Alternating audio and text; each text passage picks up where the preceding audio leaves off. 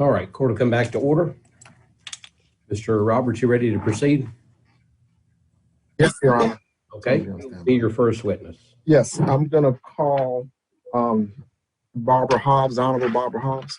Okay, if you would please raise your right hand to be sworn, please, ma'am. Do you solemnly swear the testimony you're about to give in this cause to be the truth, the whole truth, and nothing but the truth, so help you God? Yes, sir, I do. Thank you. You may inquire, Mr. Roberts. Thank you so much. Can you state your full name and current occupation, please? Okay, my full name is Barbara Hobbs Haynes. My profession is I'm a licensed lawyer. Are you currently serving on a circuit bench? I'm sorry.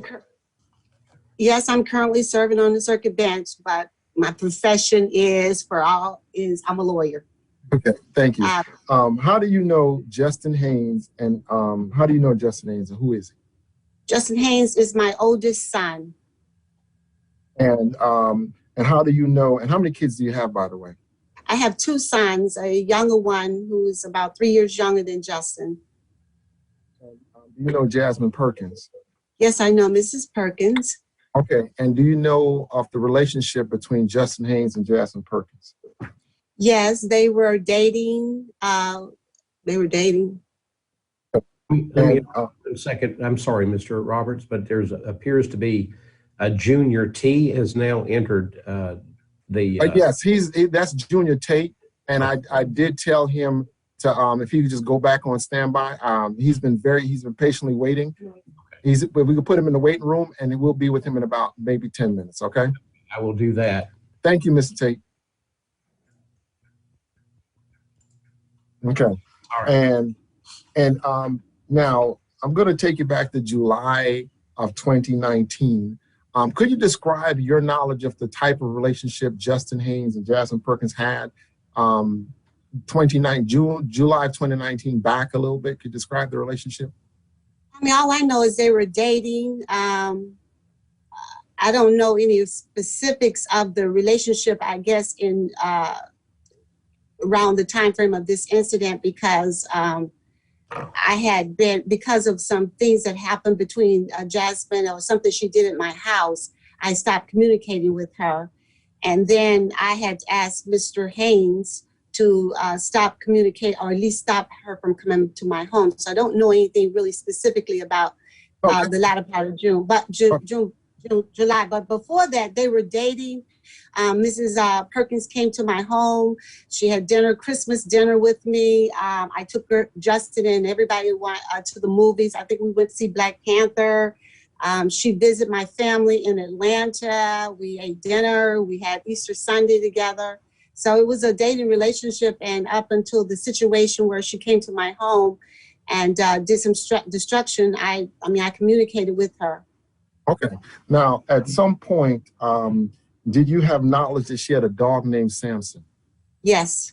Okay. And could you describe your knowledge of her dog, Samson?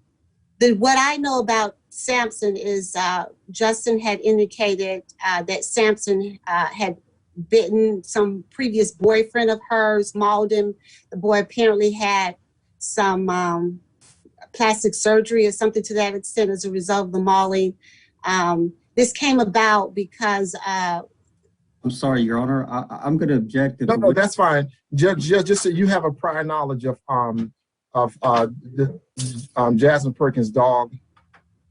Yes. Being involved in incidents where the dog has bitten someone. Yes. Okay. And then as a result of that, did you want the dog to stay at your family residence? And describe that residence for me, but just but try to stick within that context of that question. Okay, so my it's 1021 Preston Street, Tallahassee, Florida. It is about 2 houses down. What happened is that when I was young, we grew up in this house, me and my 5 brothers and my mother and father. And we lived there until I went away to college. And then my father ended up, I don't know, maybe 15-ish years, 20 years ago, he built another house, like 2 or 3 houses up the street, on the same street from this house. So this was my family home that I grew up in and I was raised in.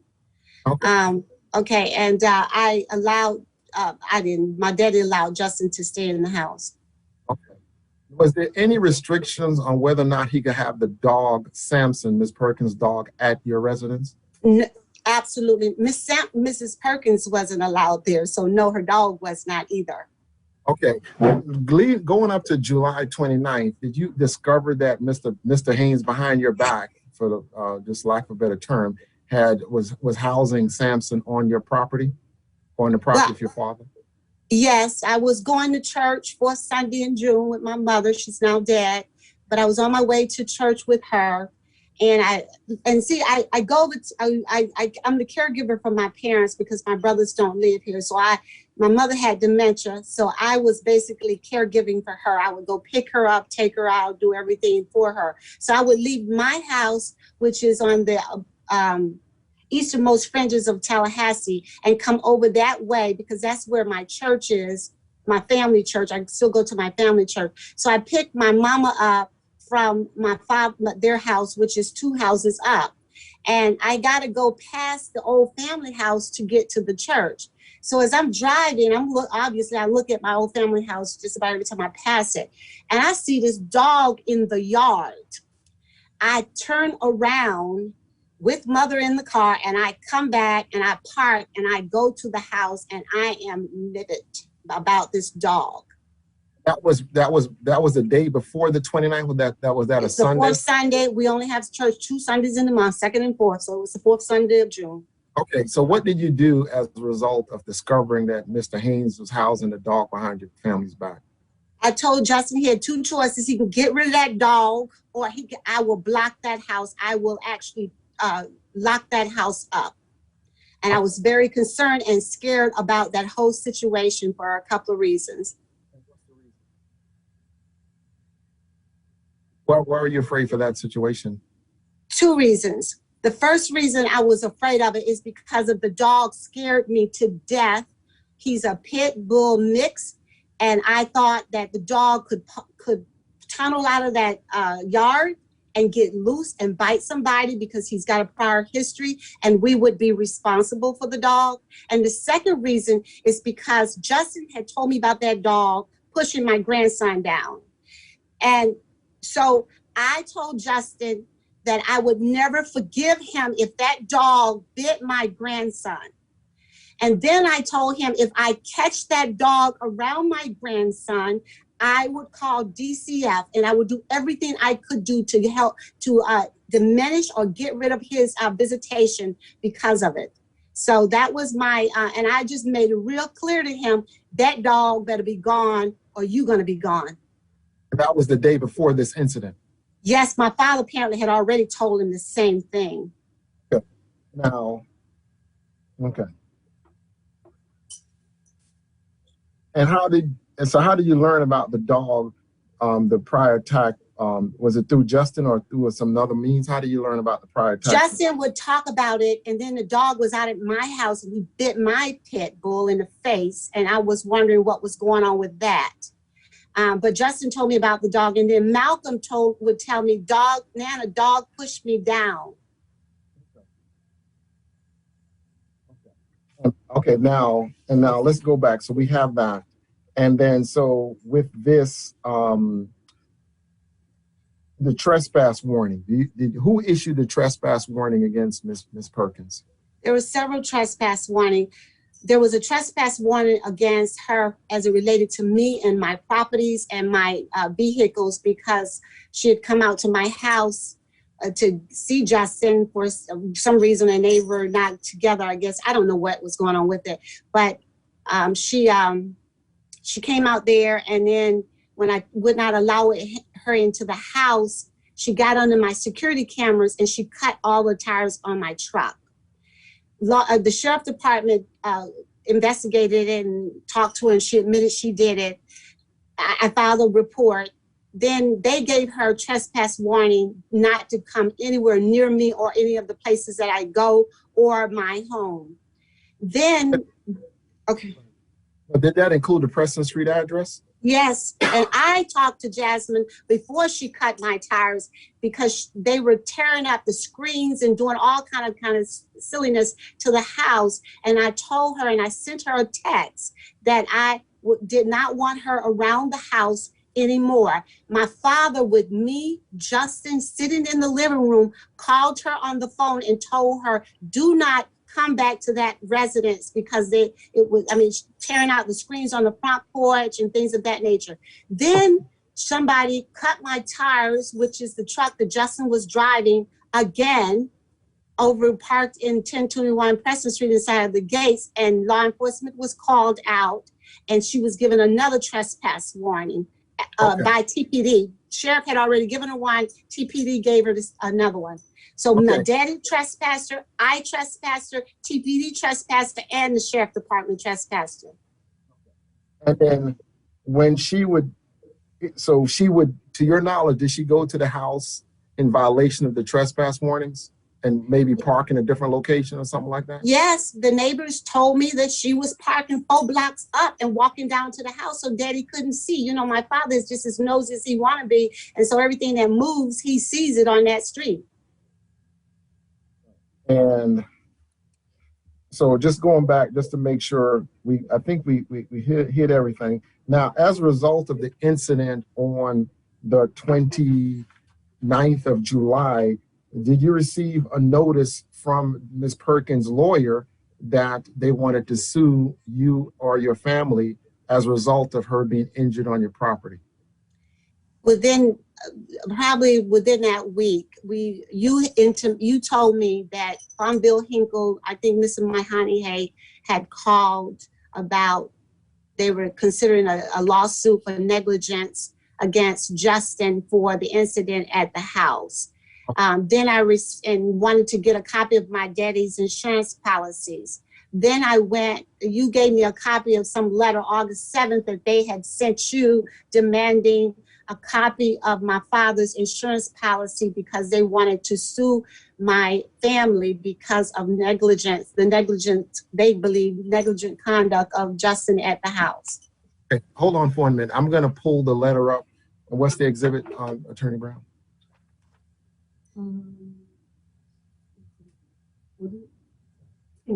Yeah, I'm going to pull it up. It's 2 letters, both dated August 29th.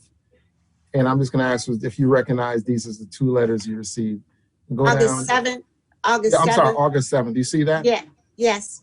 It's to me, and it's to you, and you about. If you go down, you see the letter. Go back up to the top, Attorney Brown, and you go back up down a little more. You see the first paragraph says in reference to serious injuries on July 29th. Did you see that?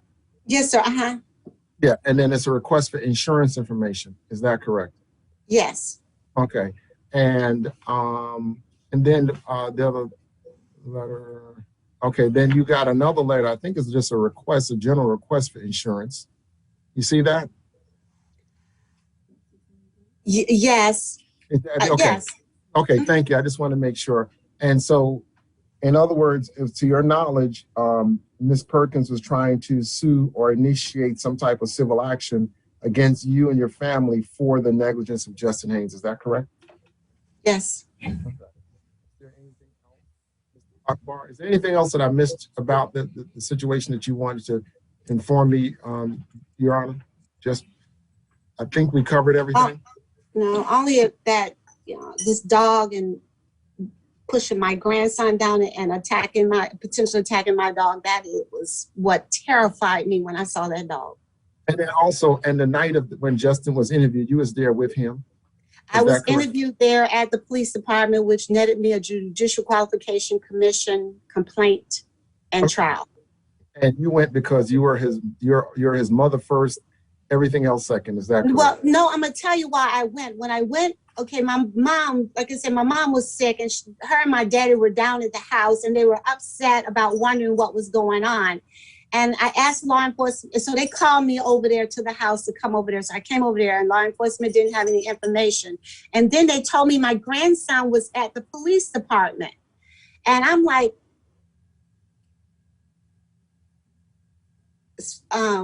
what? And so I went down there to get my grandson because he apparently was in the house when all of this happened. And he was, as I said, he was telling me, Nana, the dog pushed me down and going on and on and on. And then after I was able to secure my grandson and have his mother to come pick him up, I asked law enforcement, could I see my son? I knew Melafonte. He was the commander that day.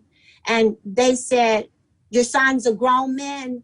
They knew me as judge. And you're not going to see your son unless you his lawyer. I said, that's the only way I'm going to see my son. I need to see if he's okay. They said, that's the only way. And I says, well, I'm his lawyer. And it's history about me being pulled into the Judicial Qualification Mission. I ended up going to trial about 2 months ago and haven't gotten a decision. Thank you. Is there anything else we missed? I don't think there's anything else to offer. No, that's fine. Mr. Akbar, anything else? If not, no, I think you covered it, everything. okay. Mr. The witness with the court, Your Honor. All right. Any cross-examination, Mr. Weed? Ms. Hobbs, Perkins has never been criminally convicted for any damage done to your property or any other property owned by you, correct?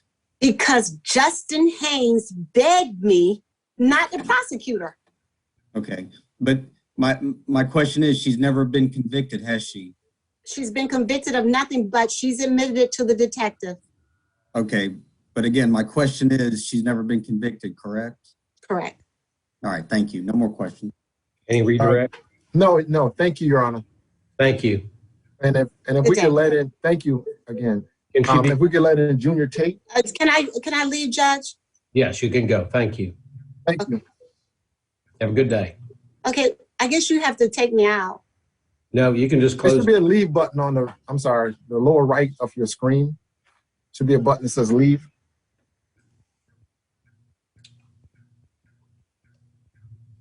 I don't. There is. Oh, there it is. It's at the top. Okay. All right then. Oh, I'm sorry. No worries. That's fine. Come on. Okay. Next We witness. call Junior Tate. Junior Tate.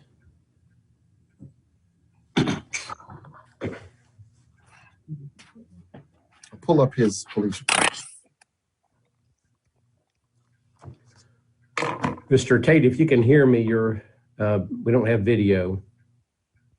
All right, 1 second. There we go. All right. Raise your right hand to be sworn, please. Do you solemnly swear the testimony you're about to give in this cause to be the truth, the whole truth, and nothing but the truth? Say help you God. I do. Thank you. You may inquire, Mr. Roberts. Yes, thank you. Mr. Tate, could you give us your full name and your current occupation? Junior Tate, and I'm currently accountability review supervisor.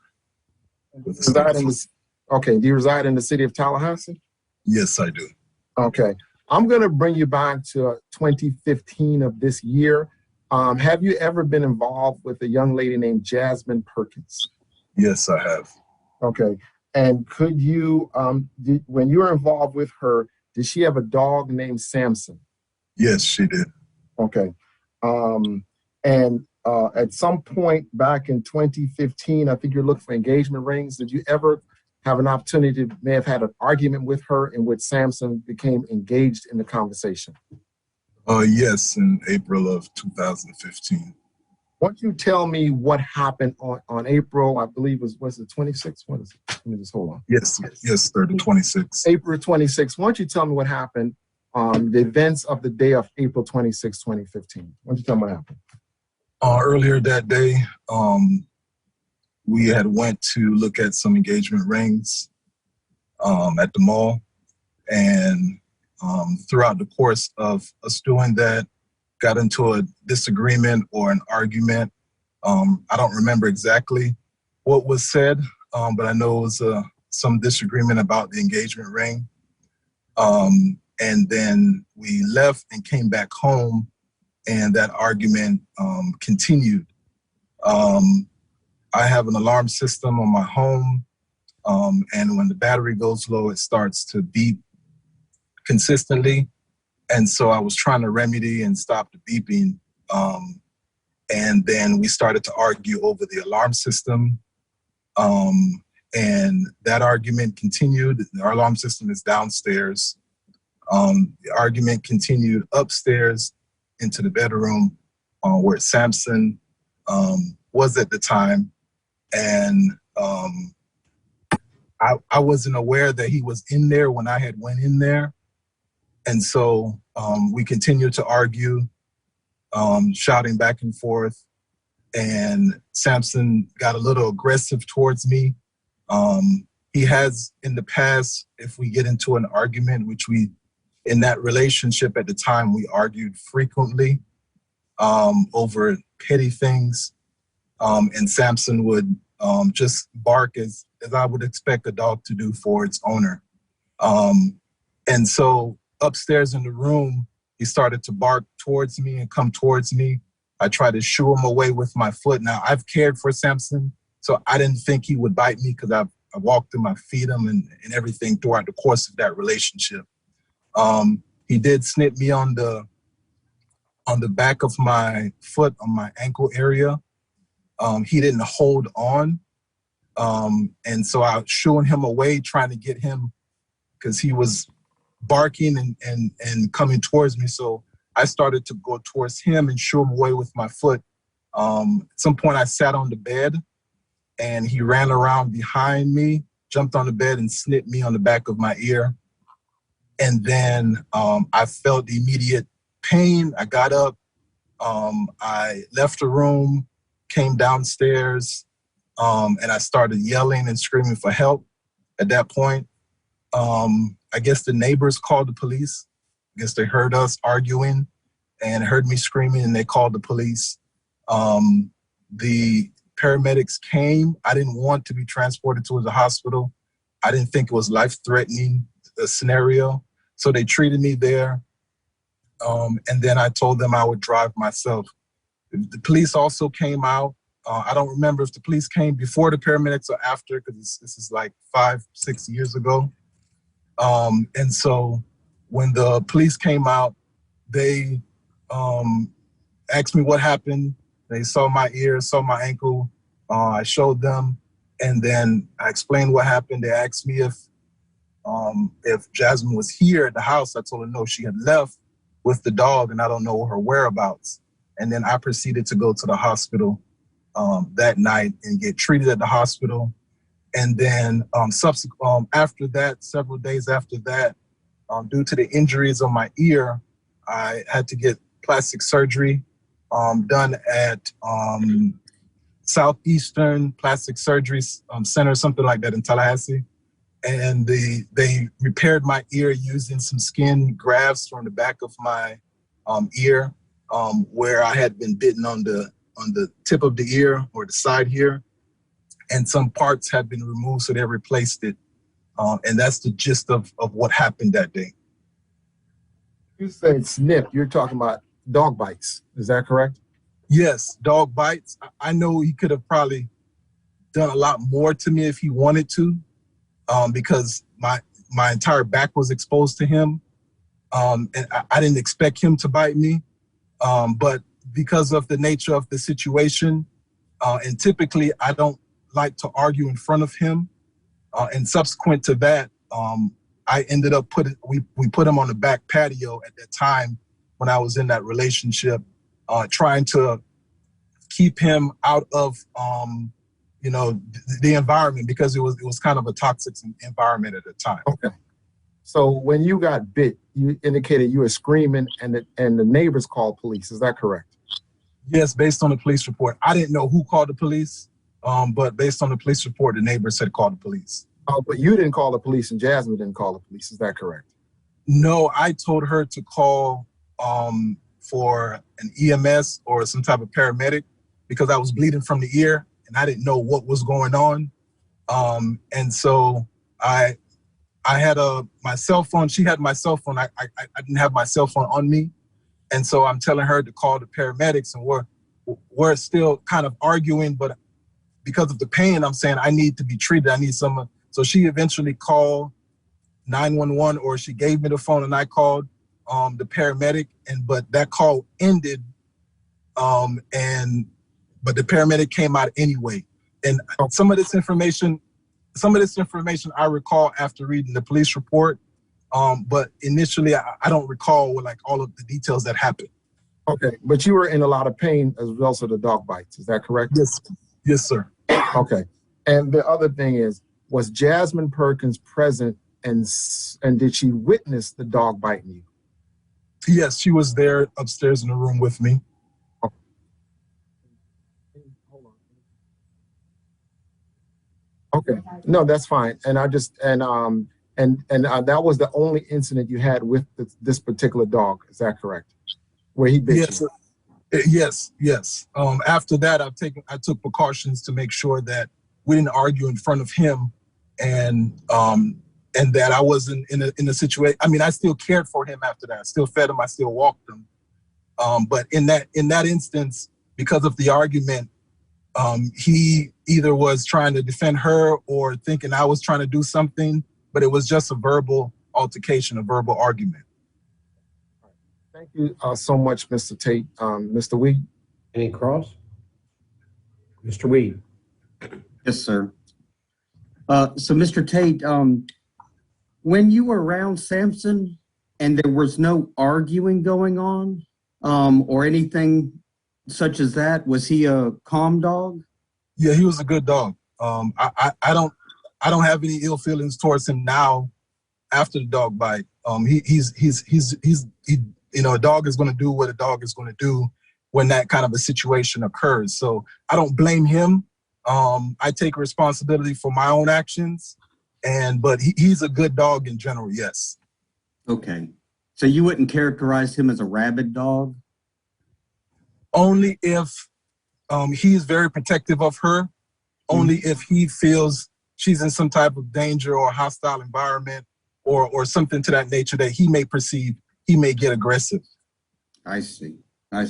But if everything is calm, Sampson is okay? Yes. All right. And you said that you still cared for the dog after this incident? Yes, I did. And whenever you say cared for the dog, you mean look after the dog? Yes, feed him, walk him, things to that nature. All right. Do you ever have any other problems with Sampson after this incident?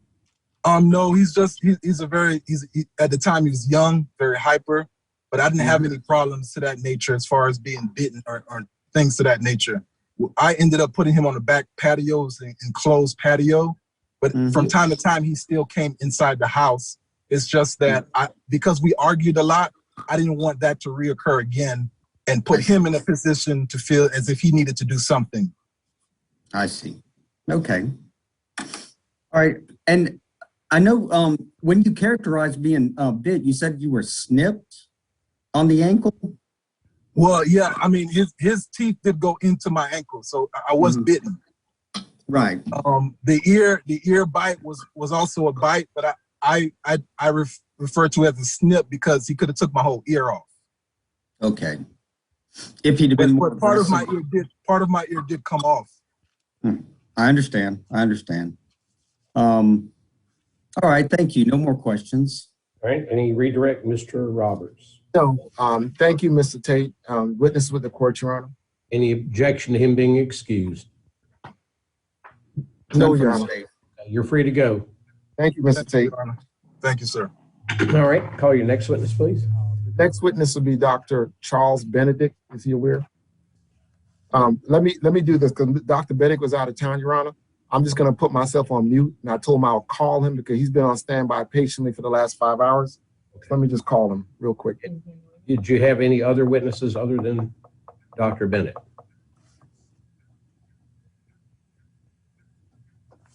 I can't hear you. You're muted again, Mr. Roberts. There's a Jared Mabry, but I want to call Benedict first. Yeah. Okay. There may be one other witness, but let me call Dr. Benedict because he was out of town, very patiently waiting. Hold on, let me just make sure he's logged.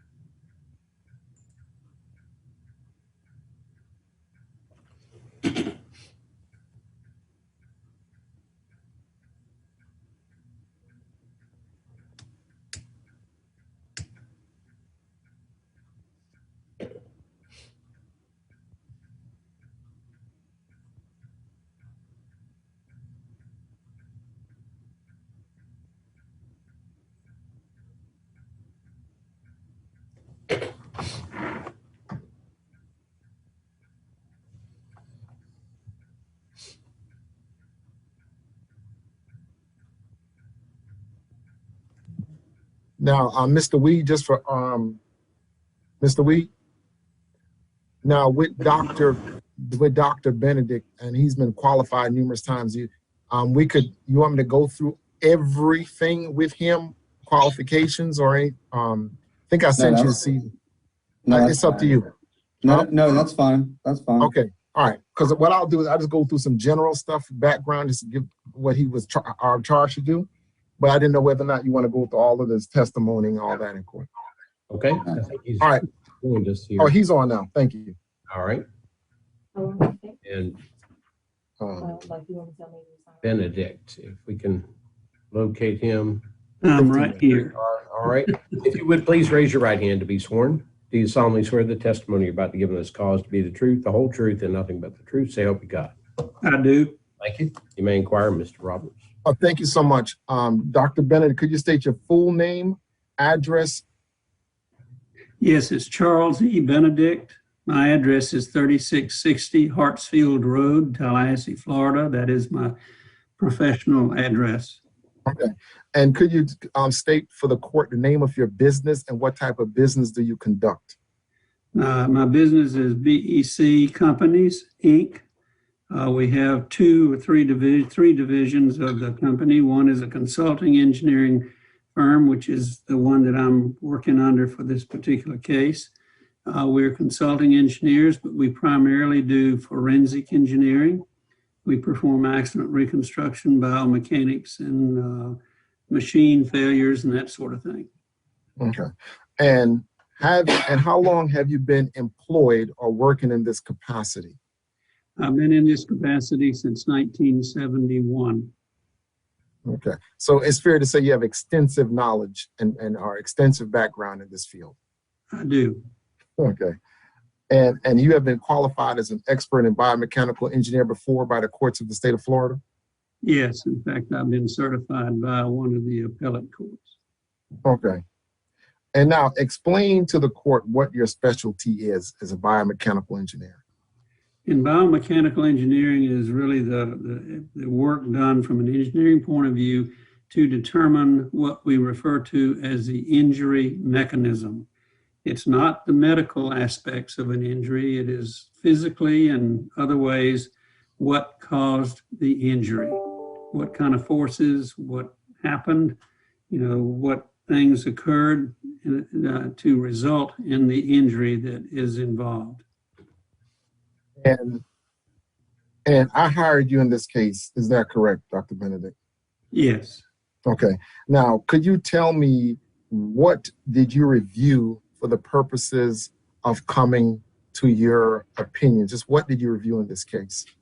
Well, I reviewed all of the documents associated with the night of the incident. I've looked at and studied photographs of the injuries to the injured party. I have gone to the place, the house where the accident or incident occurred. I have documented the evidence that's there relative to the erection and holes in the door as far as their angle and their position relative to the height from the floor. I did that also with the holes in the wall on the opposite side of the area where the door was located, both for both of the shots that were fired. I also looked at the inside of the closet where one of the bullets ricocheted off of the baseboard, that sort of thing. I've looked at all the injuries and studied all the injuries associated with the incident, the location of them, how they entered the body, how they exited the body, the angles, all of those things. I've read all the depositions that have been taken so far. I haven't seen the slug, the remaining part of the slug yet. That slug was found in the wall, as I understand it, in the closet wall, between the closet and the area where the incident occurred. I took all of that information. I went to the house and I ran a string of different colors from the two entrances on the door to the exits in the wall, determined which ones went where by the geometry. And then I took the injuries associated with the incident with Jasmine. I put her, I used a surrogate really. I put the surrogate in the position where the injury matched up with the path of the bullet. I documented that photographically. And then I made some scaled drawings associated with that and determined where she was positioned at the time the bullets were fired and where the dog was relative to the shrapnel injuries to the dog itself and between its legs, between its hind legs. And also the orientation of her arm and hand in order to receive the injury to her hand as well, all associated with only one shot. And that was the one that went through the door mechanism and also across her left thigh and down through her right thigh, going behind the femur. And the dog's shrapnel injuries inside between his rear hind legs, and documented all of that and figured out where she was standing and the fact that she was holding the dog at the time of the incident. Okay. Now, at this point, Your Honor, I'll move to qualify Dr. Benedict as an expert in biomechanical engineering. Any objection, or do you wish to voir dire the doctor? No, Your Honor. All right. You may proceed. Now, thank you so much, Your Honor. Thank you, Mr. Weed. Now, Dr. Benedict, I'm going to ask you some questions. Now, based on all your review, for all the documentations you review, I'm just going to compartmentalize this. Do you have an opinion as to where Jasmine Perkins was at the time the bullets or the shot was fired that injured her hand, her left hand, through her left leg to her right leg, and also contacted the Samson, her dog in this case? Well, the bullet didn't contact the dog, it was shrapnel. But yes, shrapnel. I do have an opinion. Go ahead. My opinion is that Ms. Perkins was standing with her back to the inside wall to the right of the door as you go in to the bedroom. In other words, she was facing the back of the house, the rear of the house, with her back basically up against the wall or very close to it. And the bullet entered her, or really, it didn't really enter. It did sort of enter her left thigh. It grazed through the top portion of her left thigh, down into and behind the femur of her right leg and exited. She had, the bullet went through her hand, entering the back of her hand. And so she had her hand holding the dog with the dogs behind facing the door. And the shrapnel that came out of her hand sprayed, if you will, and struck the inside legs of the dog as she was holding it, and then exited and went through the wall. The angle of the second shot, in my opinion, did not have anything to do with her injuries because the angles don't add up. That's number one. She can't be in that position and have the bullets go through her legs the way they did and through her hand. And so she had to be struck by the bullet that went through I'm not going to call it the lock. It's a door handle mechanism just to the right of the doorknob. And it started shattering the bullet to a point, the slug, and that's where all the shrapnel came from. And there was shrapnel on all the wounds, both sets of wounds that she had, or three sets really counting her hand. And there were shrapnel injuries to the inside hind legs of the dog. So the only way that can all happen is for her to be standing in that position, facing the rear of the house, not with her hand on the doorknob at all, because if she'd had her hands on the doorknob, it would have destroyed her whole hand, her fingers, because the bullet came through right adjacent to the doorknob. But your testimony is that she could not have been holding the door handles or had her hands on the door at all during this time period when the shots rang out. The shot rang. That's Okay. correct. Okay. And it's also your opinion that she had to be holding the dog for the dog to receive the injuries the dog received. That's correct. Okay.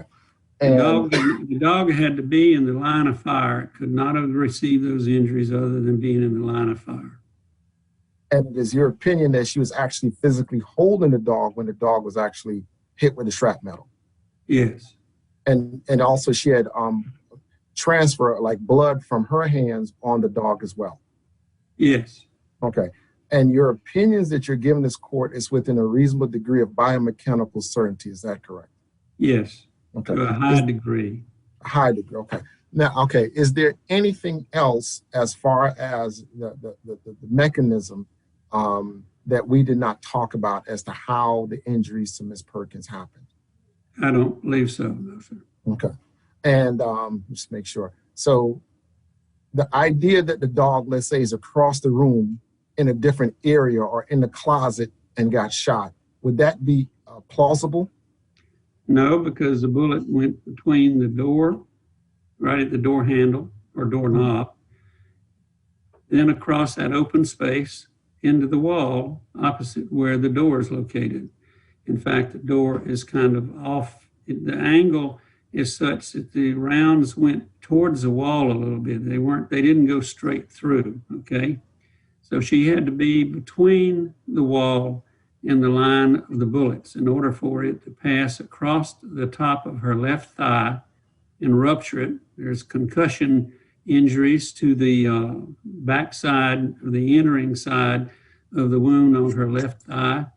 And you can see where it exited the left thigh and went then at the same angle into her right thigh behind the femur and out the backside, or the really is kind of the underside, if you will, of her right thigh. And the information or the injuries, if you will, and they're not really injuries per se to the dog, because the dog really wasn't injured. It injured in the sense that it had some shrapnel wounds, but it was all from the shrapnel. It didn't come from the slug. The other path of the bullet entered the wall at an angle, aimed towards the back wall more. And as it exited the wall in the closet, it was in a very downward position and direction and hit the baseboard and then ricocheted into the wall at the back side of the closet. So it is not possible for that dog to have been in the closet. Not possible for the dog not to be in the line of fire. And it's also not possible that Ms. Perkins was holding the door shut while and not holding the dog also. That's correct, because number one, in my opinion, it would have blown her fingers off, number one. Number two, she could not have had the injury through her hand if she had hold of the doorknob. The bullet went through the back of her hand and out the palm. It can't do that if she's got her hands wrapped around the doorknob. It's just impossible. And this is also confirmed with your review of the medical records in the case as well. That's correct. And all the trajectory for the that's Mr. Mabry. Mr. Mabry, we'll call you in a few minutes. We'll contact you in a few minutes, okay? Okay. We'll be right in a few minutes. Thank you. All right. Is that T. Reeve knockout? Yes. That's the next witness. I'm going to put him in the waiting room then. Yes, thank you. Okay. Any other questions?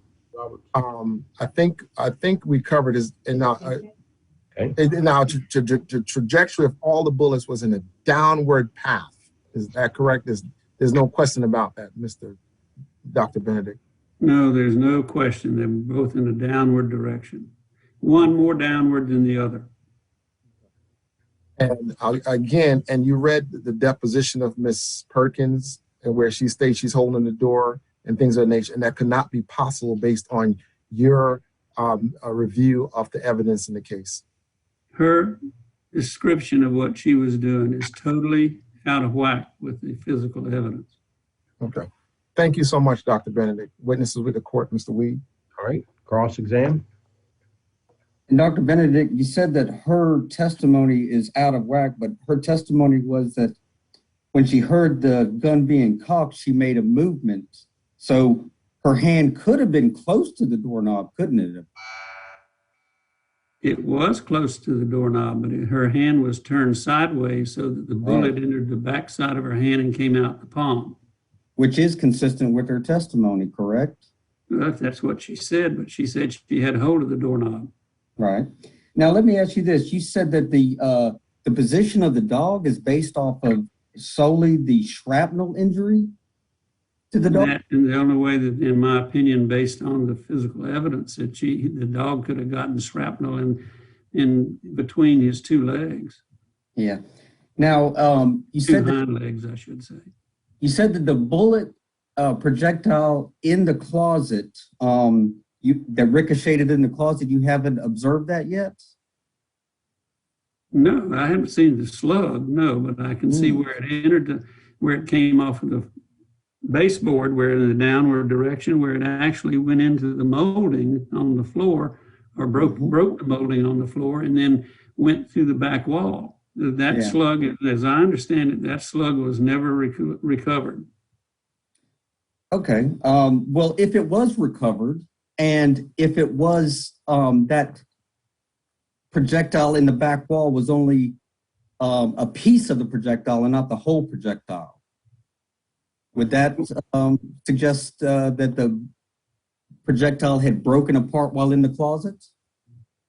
It could have if it's found that way, but it's my understanding it was never found. And the slug that was found, as I understand it from the evidence that I've read, was in between the two sides of the closet wall where the slug entered the wall on the door side. Mm-hmm. All right. Now, if that was a small piece that ricocheted off into the wall, a small piece of the projectile, then again, that would mean that the projectile did come apart after hitting the baseboard. Well, it could have come apart at any part of it, but it didn't come apart like the other one did, because the other one entered a bunch of different items. First off, it went through the lock. The second slug didn't go through the lock area or the actual doorknob area. So the first shot, it went through there. It kind of started breaking apart because it hit such hard stuff. And then when it went through in between the dog's legs, hind legs, and through her thigh and her left thigh and her right thigh, it left a lot of shrapnel in both wounds, all of the wounds. And by the time it came out on the other side, it had already started coming apart. And then when let me finish. Then when it went through the wall, it didn't have enough velocity to go through the inside wall of the closet. That's the reason it was found between the two walls. Right. The other slug had not disintegrated enough and went all the way through both walls, struck the bottom part of the wall and the baseboard, and then ended up going through the back wall of the closet. So it had a lot more velocity at the time that it went through the walls than the other slug did, because it didn't go through as many things. Right. But whenever that bullet that went inside the closet hit the baseboard and ricocheted off, a piece of that projectile could have broken off and ricocheted and hit the dog, couldn't it have? No, because if it had, the dog would have had to have been right up against the wall so that everything went between its legs. And I don't think that's possible. And why is it not possible for a piece of the projectile to ricochet off the baseboard inside the closet? I didn't say that. I said it can, but I said it's not, in my opinion, it's very low likelihood, if not impossible, for the dog to be standing in the closet and get a bunch of shrapnel in his legs. He'd have to be standing there with his legs between the ricocheting round. And he has blood all over his body. He has blood on the top of his back and his side, his right side and back. It's all consistent with him being held by her. But This blood had to come from somewhere, and it didn't come from the dog. yes, it was a bloody scene. You saw the pictures, correct? Oh, yes, sir. And the dog didn't get it in the closet. Yeah. He got it from her. And you saw the blood that was in the closet. I didn't see any blood in the closet. You didn't see any blood in the closet. No, but if he was, she could have been gotten in the closet, taken the dog after it got hit and put it in the closet. Mm-hmm. That's not where the dog got hit. Right. So the dog having blood on him is not necessarily indicative of where the dog was. It is, because there's so much blood all over him. There's spray blood on his fur, on his right side and his right flank and back. Mm-hmm. And then there's blood on the other side, underneath him. So basically, he had to be in line with his back end, lined up in the line of fire for the bullet to go between his legs. Mm-hmm. I understand that, but there being blood sprayed on him is not indicative of the fact that he could have been in the closet at the time and had the blood sprayed on him after the shooting. No, the blood's going to be sprayed on him as a result of the shooting. That's what creates the spray. Mm-hmm. All right. And a projectile inside the closet could not have ricocheted outside the closet and hit the dog? Outside the closet? What do you know? There's evidence it went through the back wall. Right, but a projectile was recovered from the dog, correct? No, there was shrapnel. Right. And that shrapnel was recovered from the dog could have come from that bullet that went inside the closet. Not in my opinion. All right, not in your opinion. Not based on the physical evidence, no, sir. All right, thank you. No more questions. All right, thank you. Any redirect, Mr. Roberts? Yes, just briefly, Dr. Benedict, and it's your opinion that at the time of the shooting, Jasmine Perkins was holding her dog Samson that resulted in the injuries of the blood spray to Samson, shrapnel going through both legs, and the bullets going through her arm, left leg, and right leg. Is that your opinion? Well, it's through her hand. Yes, sir. That's through her hand. Okay. Yes, it's my opinion to a high degree of probability. And that would mean, again, she was not holding the door with both hands or facing the door, that she had to be holding the dog. Is that correct? That's correct, because if she was facing the door, the bullet would be going through her front to back. And it's all across the front side of her body, not anywhere else. She had to be standing with the bullet going down at the angle, because the angle of the hole in the door with the hole in the wall lines up exactly with the path that followed through her left thigh and her right thigh and through her hand. Thank you, Dr. Benedict. Witness with the court, Your Honor. Anything further, Mr. Weed? No, Your Honor. Okay. Can the doctor be excused? Yes, Your Honor. Any objection? Thank you, Your Honor. You did, Jared. Good to go. Good day. Thank you. Good day. All right. Call your next witness. Yes, Your Honor. We'll call Jared Mabry. Thank you so much, Dr. Benedict. Yes, thank you. I'm not, that's the gentleman that came in before. I think you put him in the weight room. Yeah, just making sure with the descriptions here. Thank you. All right. What's his name? Jared Mabry. Mr. Mabry, raise your right hand to be sworn, please. Okay, 1 second. All right, there we go. Do you solemnly swear the testimony you're about to give in this cause to be the truth, the whole truth, and nothing but the truth? So help you God. Yes, sir, Your Honor. Okay. You may inquire, Mr. Roberts. Yes. Thank you, Mr. Mabry. Can you state your full name and your current address, Mr. Mabry? It's Jared Mabry, 411 Chapel Drive, 229, Tallahassee, Florida, 32304. Okay. And do you know who Jasmine Perkins is? Yes, sir. Okay. Now I'm going to take you back to July 29th, July 30th. Did you happen to receive a phone call from Jasmine Perkins from her hospital bed? Yes, sir. Okay. Now, when you received that, and you dated her before prior? You had a prior dating relationship with her? Yes, I say a couple months. Okay. Like leading up to that. Okay. Now, when you received those phone calls, did you receive voicemails, and did you also interact with her during a conversation? The first phone call I received was from Sergeant Connell. She left a voicemail early midnight-ish, around like 12:15 or so, saying that she was with Jasmine in the hospital and that she needed to talk to me. And I called her back, and then that's when she let me know that she was shot and that she was in the hospital. And I told Sergeant Connell I didn't want to talk with her. I wasn't dealing with her anymore, and pleased to request that she did not call me from the hospital. So Sergeant Connell told me that she would relay that message. Then Jasmine proceeded to disregard that message, and she called me once. And when she said hello, I knew it was her, and I hung up.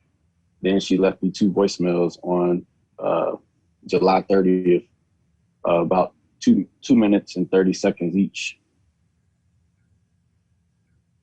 On doing those phone calls and voicemails that she left, she never told you that Justin Haynes ever tried to kill her. Is that correct? Yeah, that's correct. Like I told you before. What's that?